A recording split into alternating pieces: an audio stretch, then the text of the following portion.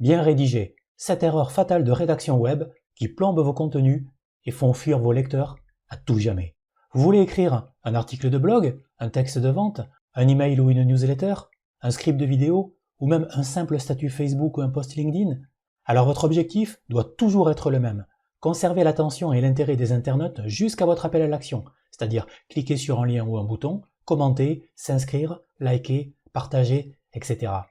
Et pour captiver votre lecteur, vous devez écrire de manière vivante, énergique, rythmée, hypnotique. Alors comment y parvenir? Déjà, comme les pros, vous devez éviter comme la peste de commettre les 7 erreurs fatales de rédaction web qui vous font passer pour un amateur.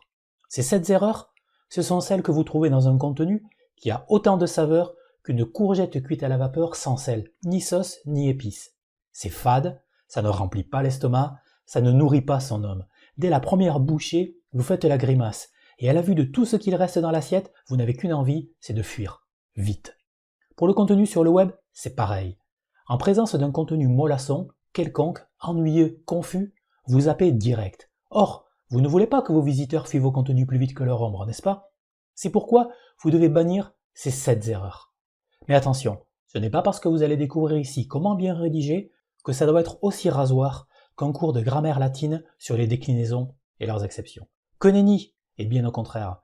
Vous allez voir que j'emploie un ton léger et que j'utilise des exemples que je trouve rigolos. Oui, c'est mon humour moisi à moi. Et c'est fait exprès, car il est bien plus facile d'apprendre en vous amusant. L'apprentissage est meilleur, plus facile et rapide. En effet, le cerveau mémorise beaucoup plus facilement et pour longtemps tout ce qui est rigolo, absurde, délirant, curieux, paradoxal, etc. Études scientifiques à l'appui, dont je vous laisse chercher les références par vous-même. Sinon, lisez l'excellent livre « Boostez votre mémoire, mémorisez l'impossible en vous amusant » de Jean-Yves Ponce, dont vous trouverez le lien dans la description de cette vidéo. Commençons par la première erreur, qui est un commun. Erreur numéro 1, être vague. Vous voulez être sûr et certain de ne pas intéresser vos lecteurs? Alors soyez vague, généraliste, bateau, totalement imprécis, brassez large. Bon, vous avez compris l'erreur, je pense. Que devez-vous faire alors? Eh bien, soyez spécifique. Citez des noms, des chiffres précis, des lieux, donnez des détails, des preuves, mentionnez des sources, etc. C'est-à-dire que plus vous êtes précis, plus vous injectez de détails et plus vous permettez à votre lecteur de visualiser et de se projeter dans ce que vous écrivez. Vous êtes donc plus impactant. Vous voulez 3 exemples? Alors, à chaque fois que je vous donne un exemple, le premier est celui à ne pas faire et le deuxième est l'exemple à suivre. Voici donc les 3 exemples pour illustrer cette erreur numéro 1. Soporifique. Avec cette méthode, votre bébé va pouvoir dormir. Excitant. Cette méthode best-seller vous montre les gestes simples pour que votre bébé fasse ses nuits. Toute la famille va enfin retrouver des nuits calmes et reposantes, dès ce soir, comme des milliers d'autres avant vous. Exemple numéro 2. Flou. Il y a près de 70% d'utilisateurs mécontents. Net. Les statistiques de l'INSEE révèlent que 69,25% des clients d'Arnaque Plan ont demandé un remboursement au cours du 2e semestre 2018. Troisième exemple. Ah bon, ce restaurant propose des menus de bonne qualité et pas cher. Miam. Le restaurant chez Graillout va régaler les petits et les grands, les gourmands comme les gourmets, les pleins aux as comme les fauchés, avec ses menus succulents et variés. Spécialité du chef, la truite farcie aux anchois, mitonnée avec sa somme crémeuse à l'encre de sèche bio. Menu du jour à 13,50 € seulement. Festin garanti sur facture. Le problème de la première erreur, c'est qu'elle est souvent accompagnée de la deuxième, et comme 1 + 1 = 2, alors oui, le contenu est 2 fois plus mauvais. Erreur numéro 2, être mollasson. Votre contenu est aussi énergique qu'une marmotte qui hiberne en plein cœur de l'hiver? Bravo, vous venez de faire bâiller votre lecteur à s'en décrocher la mâchoire, juste avant qu'il ne clique, pour aller voir ailleurs, s'il n'a rien de plus palpitant à se mettre sous la dent. La solution? Musclez votre écriture, rajoutez de la testostérone, mettez du punch. Comment? Premièrement, utilisez des phrases dynamiques, impactantes, rythmées, énergiques. Deuxièmement, employez des mots puissants, explosifs, percutants, ou mots d'influence, power words en anglais. Troisièmement, remplacez les verbes être, avoir, faire, non commun affligeant, par leurs équivalents plus incisifs. Des exemples de tout ça? Nul. Franchement, ce logiciel est vraiment super pour écrire plus vite. Goutte. Quelle claque! Rédigez vos articles de blog en un tour de main. Le nouveau traitement de texte dernier cri de J'écris vite va vous changer la vie. Bof. Peut-être que comme la plupart des salariés, vous avez le rêve de ne plus avoir de patron? Top. Vous rêvez du jour où atteindre l'indépendance financière vous permettra de dire adieu une bonne fois pour toutes au salariat? Astuce. Un truc que j'utilise beaucoup pour rythmer et ajouter du punch à mon écriture, c'est de poser une question courte, et de donner une réponse courte aussi. Exemple, comme ça. Bien, vous êtes sur la bonne voie, car vous allez désormais éviter comme un pro les pièges des 2 premières erreurs. Mais gare à la 3e bévue, qui est bien sournoise à la coquine. Erreur numéro 3, utilisez la voix passive. Vous savez ce qui est encore plus lourd à digérer qu'une maxi-boîte de cassoulet au friton de canard? Eh bien, c'est la répétition de phrases à la voix passive. Une ça va, plusieurs bonjour les dégâts. Pourquoi? Car la voix passive affaiblit votre texte et nuit à sa compréhension. En effet, au lieu de présenter l'action dans l'ordre, le passif inverse la situation, d'où le risque d'une mauvaise interprétation. La phrase est aussi plus longue, on y reviendra. Il faut donc un poil plus de temps pour bien comprendre, ce qui peut être fatal dans un argumentaire de vente qui, pour convaincre, doit par définition être fluide, limpide, coulé de source. La soluce, vous avez deviné, écrire à la voix active. Un exemple pour bien comprendre? Passif. Ce texte de vente célèbre du pianiste manchot des années 1960 est encore copié à de multiples reprises de nos jours par tous les publicitaires de la planète. Problème. Le texte de vente parle d'un pianiste manchot ou a été écrit par un pianiste manchot? Et c'est le texte de vente qui date des années 1960 ou ça parle d'un pianiste manchot pendant les années 1960? Ce n'est pas du tout pareil. Quelle confusion! Il faut donc réécrire cette phrase à la voix active, ce qui donne actif.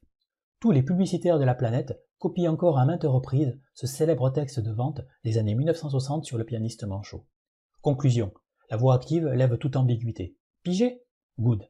Parce que maintenant, vous allez comprendre pourquoi la 4e erreur est aussi nuisible à votre écriture qu'un essaim de trous de top sur votre belle pelouse fraîchement tondue.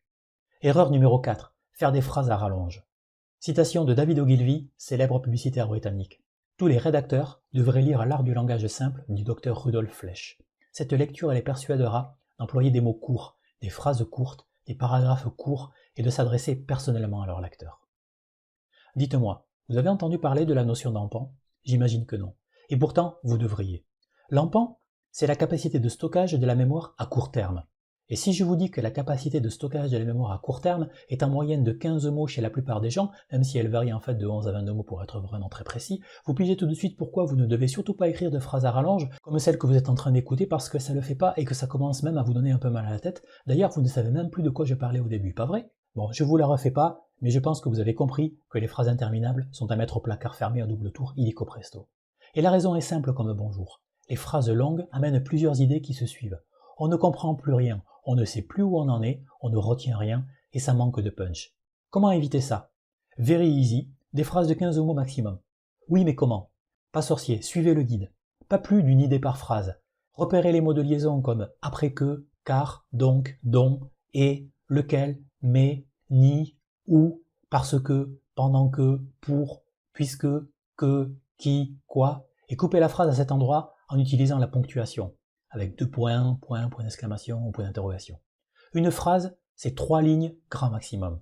Boycottez à tout jamais les phrases extravagantes et les effets de style qui ne satisfont que votre ego. Un exemple qui vaut mieux qu'un long discours. Horreur. Dans cette nouvelle édition du Promeneur Lyonnais Curieux, vous trouverez une première partie en couleur avec des cartes et des photographies pour découvrir plus facilement la ville de Lyon et repérer nos coups de cœur, des suggestions d'itinéraires et des informations pratiques pour organiser votre séjour à Lyon, des adresses souvent introuvables ailleurs, des visites culturelles lyonnaises originales en dehors des sentiers battus, des infos remises à jour chaque année et plus de 30 cartes et plans détaillés.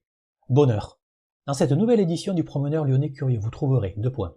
Une première partie découverte tout en couleur, avec 12 cartes détaillées et des photographies des lieux à visiter absolument, point. Nos astuces pour découvrir en un rien de temps la ville de Lyon et repérer nos coups de cœur à ne rater sous aucun prétexte, point d'exclamation. Des suggestions d'itinéraires inoubliables, point. Toutes les informations pratiques pour organiser votre séjour sans souci, point. Des adresses pittoresques, souvent introuvables ailleurs, point. Des visites culturelles en dehors des sentiers battus, point. Toutes les mises à jour de la nouvelle édition 2022, point. Et plus de 30 cartes et plans utiles détaillés, tout en couleur, point. Alors les phrases longues à la poubelle, ok, c'était la 4e erreur qui tue. L'erreur numéro 5, c'est sa petite sœur. Erreur numéro 5, les mots longs. Après la grande sœur, voici donc sa petite sœur, tout aussi maléfique. Que pensez-vous de ça? Anticonstitutionnellement vôtre. Bon, j'ai fait exprès d'utiliser le mot le plus long de la langue française, 25 lettres au compteur tout de même. Vous tirez la langue, rien qu'à le taper au clavier. C'est le genre de mot à n'utiliser que si vous y êtes obligé, parce que vous vous adressez à une audience très précise ou alors dans un contexte très spécifique. Si ce n'est pas le cas, remplacez-le par un synonyme. Plus court, beaucoup plus court, toujours. Pourquoi? Parce que les mots de plus de 3 syllabes manquent de punch. Ils demandent plus d'efforts de lecture et de compréhension.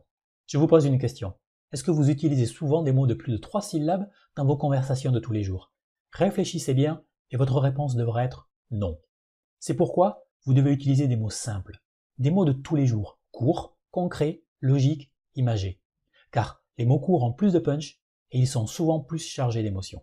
Conclusion. Éliminez les mots de plus de 3 syllabes ou et de plus de 15 lettres. Allez, oust, du balai, à la poubelle, remplacez-les par des mots courts, énergiques, parlants.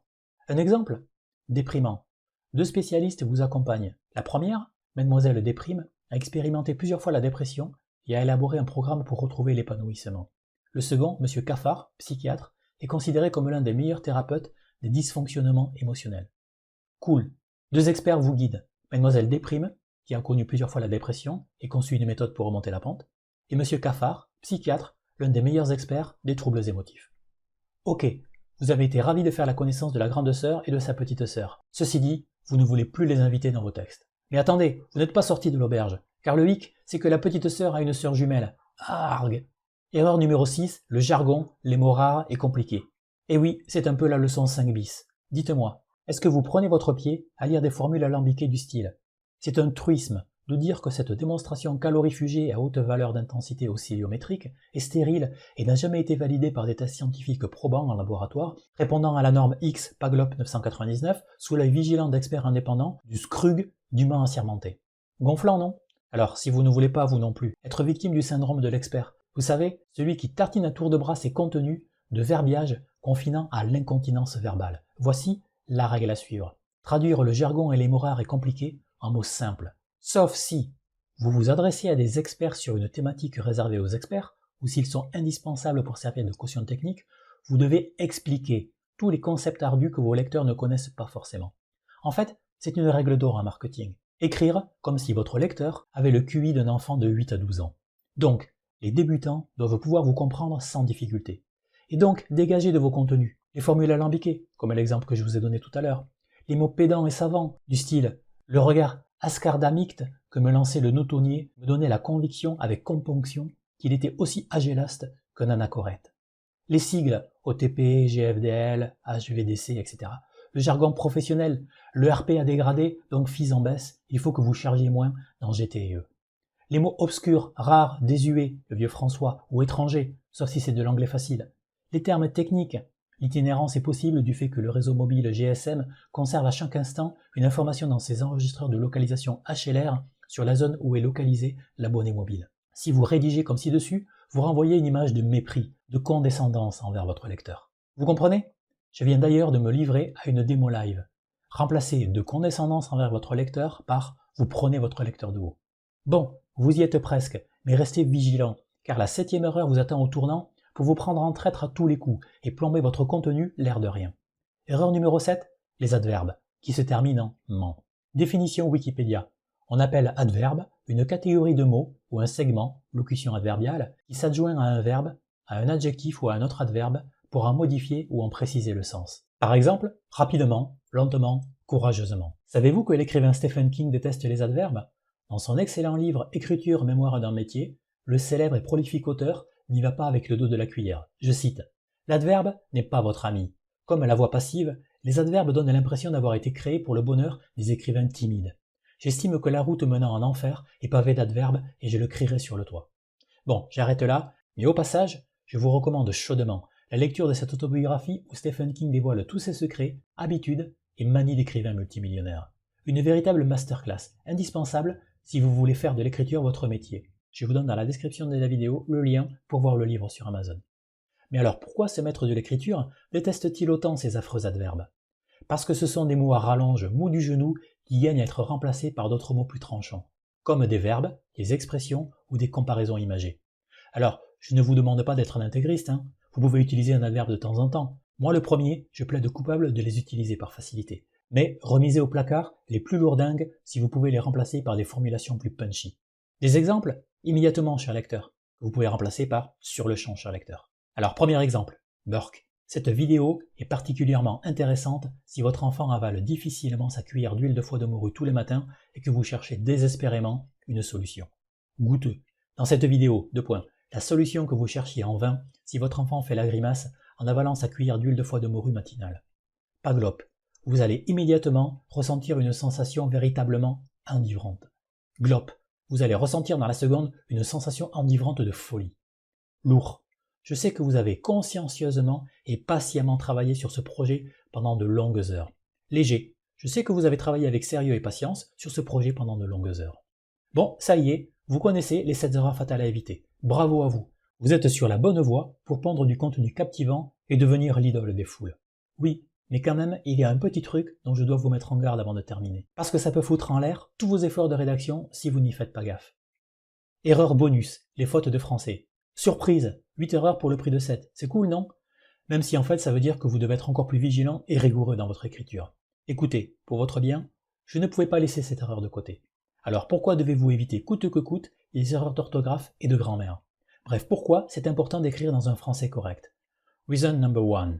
On est d'accord, la plupart des lecteurs font des fautes d'orthographe, mais pour certains, comme moi, des contenus remplis de fautes de frappe à tout bout de champ provoquent un effet répulsif 100% garanti et immédiat. Motif numéro 2. En prime, certaines personnes, dont moi again, vont associer la qualité du contenu à la qualité du français. Bref, si c'est du français niveau école maternelle, c'est que le contenu doit être du même tonneau, vous voyez. Intérêt numéro 3. Google, lui non plus, n'aime pas le français approximatif, car Google privilégie le contenu de qualité et de valeur pour son référencement. Et donc, un contenu en bon français sera toujours mieux référencé que s'il est truffé de fautes.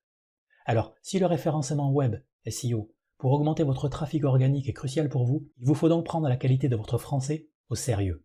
Mais attention, le français, ce n'est pas que l'orthographe et la grammaire. Vous devez aussi veiller à ne pas commettre d'erreurs de syntaxe, respecter le bon ordre des mots, la construction correcte de vos phrases et la façon dont ces éléments sont reliés, de coquilles, substitution d'une lettre à une autre ou omission d'une lettre, par exemple s'il manque le cul de coquille, vous voyez, ou d'erreurs de ponctuation et pire, l'absence de ponctuation, comme on peut le voir souvent. Alors quelle solution si vous êtes une bille en français? Eh bien premièrement, tapez votre brouillon dans un traitement de texte comme Word qui surlignera les plus grosses fautes, puis copiez-coller votre texte là où vous voulez le publier. Deuxièmement, utilisez un correcteur de français gratuit en ligne, comme Scribens, correctiononline.fr, Reverso ou Cordial. Mais ne vous y fiez pas aveuglément. Ce sont des passoires qui laissent passer des fautes aussi grosses que la bedaine d'un buveur de bière. Troisièmement, le top, mais vous allez devoir mettre la main au portefeuille.